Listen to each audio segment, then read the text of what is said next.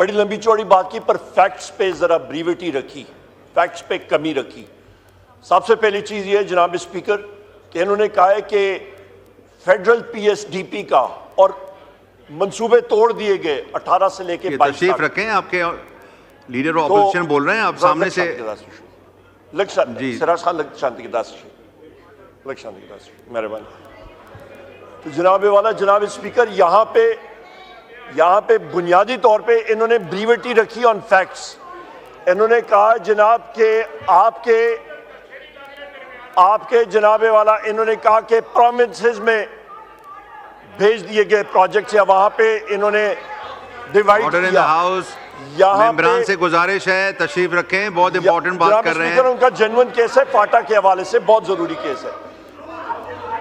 सबसे अहम बात यह है कि इनको यह बुरा लगता है कि ये प्रोजेक्ट सूबों में लगे।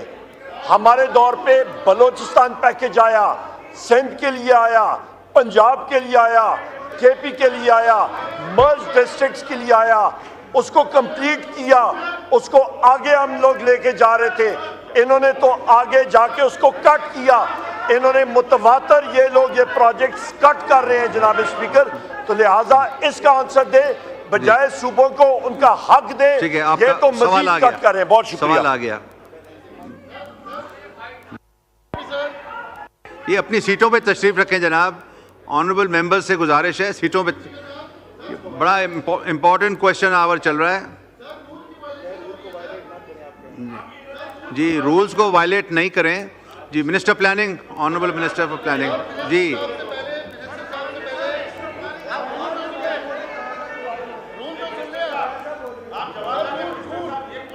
तशरीफ रखें जनाब। आप रूल नंबर 30 पढ़ें जी। जी बोले सर। ये मोहतरम लीडर ऑफ ऑपोजिशन ने भी अभी एक अपना खिताब फरमाया है। मैं भाषण तो नहीं कहूँगा, मैं खिताब ही कहूँगा। मेरी वोकैबुलरी ज़रा फ़र्क है। गुजारिश ये है कि इनको कौन बताए कि 2018 में जब हमने हुकूमत छोड़ी है तो पाकिस्तान का तरक्याती बजट 1000 अरब पे छोड़कर गए थे।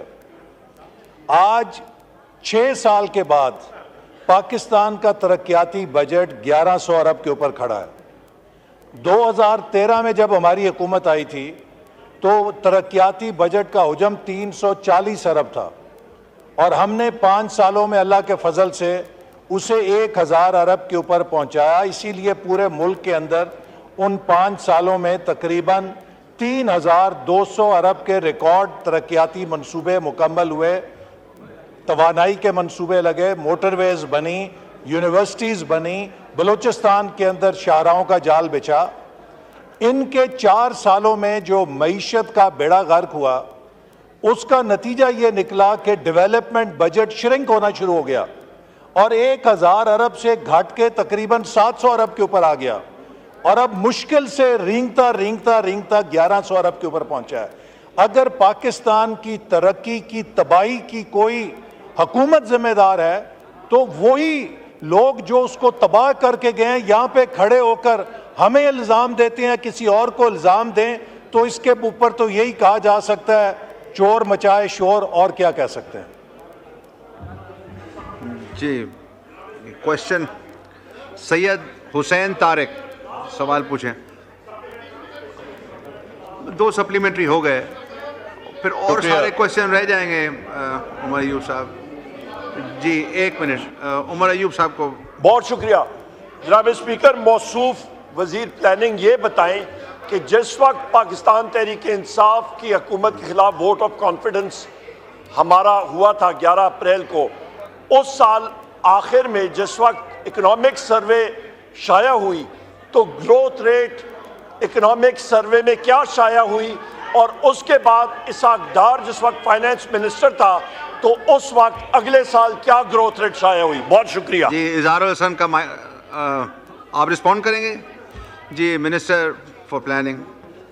मुअज़्ज़ज़ लीडर ऑफ ऑपोजिशन की खिदमत में अर्ज़ है कि 2018 में जो हमारी हुकूमत ख़त्म हुई, सुन लीजिए हमने 6% के ऊपर मईशत की ग्रोथ रेट छोड़ी, उसके अगले साल आप उसे क्रैश करके 1% पे ले आए, उससे मिनिस्टर अगले साहब, साल address the negative chair. Zero. सुन लीजिए, एड्रेस द सुन चेयर लेना आप। एहसान इकबाल साहब, सर, एक honorable मिनट। member, इधर सर, एड्रेस चेयर को करें ना। जी जी सर, कि आपका मैं आपको फिर बताता उलझ हूं। जाएंगे आप नहीं, बहस नहीं, में, प्लीज। मैंने देखिए सर, मैं इनकी बात बड़े तहम्मुल से सुनता हूं, अब इनका फर्ज है कि जवाब भी तहम्मुल से और बर्दाश्त से सुने।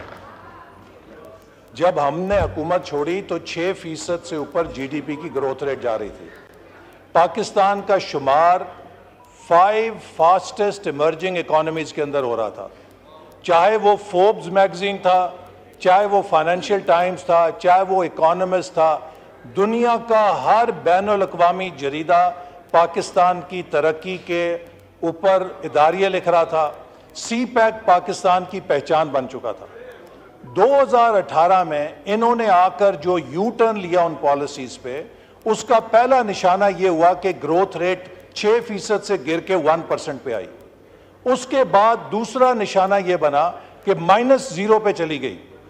और फिर जब आखिरी ये चौथे साल में आए, इनको ये ख्याल आया कि हमने इलेक्शन में जाना है, तो सर इन्होंने ग्रोथ लेने के लिए पाकिस्तान के इंपोर्ट के दरवाजे खोल के 80 अरब डॉलर की इंपोर्ट की, जिससे 50 अरब डॉलर का तिजारती खसारा हुआ।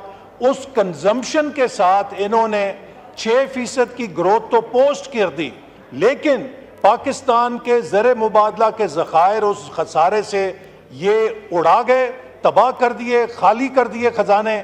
उसका नतीजा ये हुआ कि रुपया 120-25 से लुढ़कता लुढ़कता 300 के ऊपर आया और अब आके 285 पे थोड़ा स्टेबल हुआ है। तो इन्होंने 6% ग्रोथ लेने के लिए, जो पाकिस्तान के लिए अपनी आखिरी साल में 80 अरब डॉलर की तारीख की हाईएस्ट इंपोर्ट की, जिसमें लग्जरी गाड़ियों के परमिट जारी किए गए, जिसमें फिक्सचर्स, बाथरूमों का सामान और घर के टाइलें और जो सामान तय्युश है उसका खुला परमिट बांट दिया कि कंजम्पशन बेस्ड ग्रोथ लेकर आए। उस कंजम्पशन बेस्ड ग्रोथ ने पाकिस्तान की करेंसी को तबाह कर दिया, हमारे ज़र मुबादला के ज़खायर को तबाह कर दिया, और आज तक हम उसके असरात से निकल नहीं पा रहे हैं। तो इसलिए मैं कहता हूं कि जिन्होंने सी पैक को तबाह किया, मईशत को तबाह किया, वो किस अल्फाज के साथ यहाँ पे खड़े होकर किसी को इल्ज़ाम दे सकते हैं? हमने मेहनत के साथ मईशत बनाई। एक चोट लगती है हड्डी पर, एक चोट के साथ हड्डी फ्रैक्चर होती है, कई महीने उस पर प्लस्तर बांध के रखना पड़ता है। आज पाकिस्तान की मईशत पे जो प्लस्तर चढ़ा हुआ है, उस ज़र्ब के जिम्मेदार ये लोग हैं जो पाकिस्तान की मईशत को तबाह करके गए हैं।